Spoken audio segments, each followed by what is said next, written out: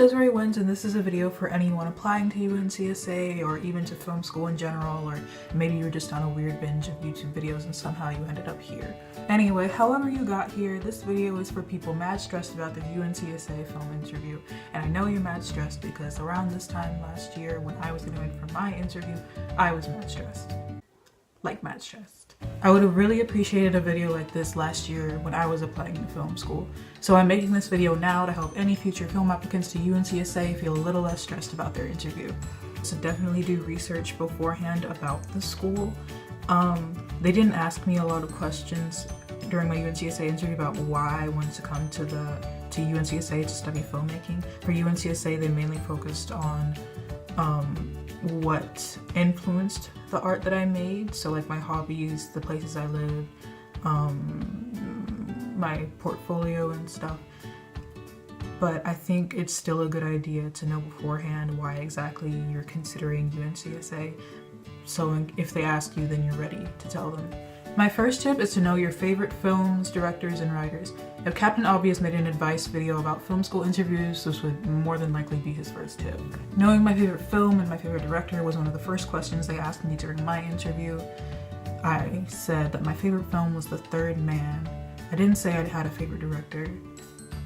Does that make me pretentious or cinematically clueless? Whether your favorite film is Citizen Kane or Transformers, or your favorite director is Quentin Tarantino or, I don't know, Tommy Wiseau, don't let the need to impress overtake your true feelings about the films and directors that you really like.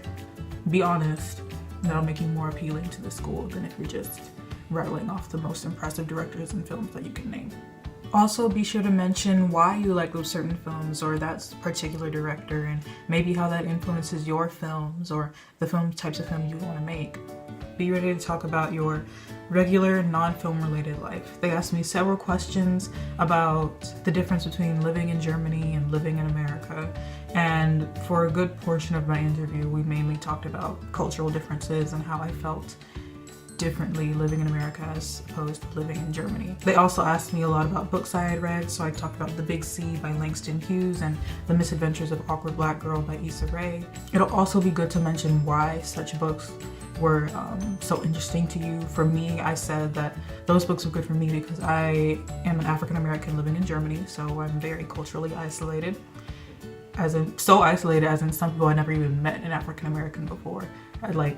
Somebody once asked me if I knew Obama personally. So those books were me because they helped me realign with Black American culture. Maybe The Fault in Our Stars or 50 Shades of Grey help you see life in a new perspective. I don't know. Talking about books you've read or particular music or any other hobbies or forms of art that you really enjoy will also make you seem, I guess it'll give you more depth in a way. The interviewers will know that you're not just strictly focused on film, that you have influences from these other mediums of art, and that'll make you more appealing as a director or a writer or whatever field you plan on going into. Before the interview, you might also want to do some self-reflection on yourself and your life. You might be asked to talk about specific things in school, in your application, like hobbies, school, places you live. They'll want to know about you outside of your passion for film. So be ready to talk about all the things that make you the awesome person that you are.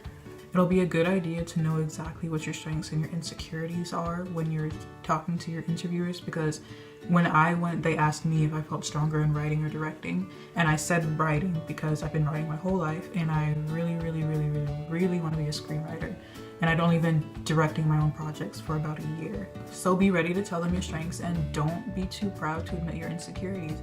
I admitted I'd filmed 2 of my short films with an iPhone camera, they could probably tell, and I had only filmed with a professional camera once at that NIFA summer camp that I went to. I'm actually filming this with my iPhone right now because I have no money for an actual camera, but that's okay. It's okay to admit your filmmaking weaknesses because you're applying to school to learn more about the craft anyway. My number 4 tip of advice is to feel free to ask questions. The interview should honestly feel like a conversation. Feel free to ask your interviewers why they work at UNCSA, what classes are available, who they've worked with.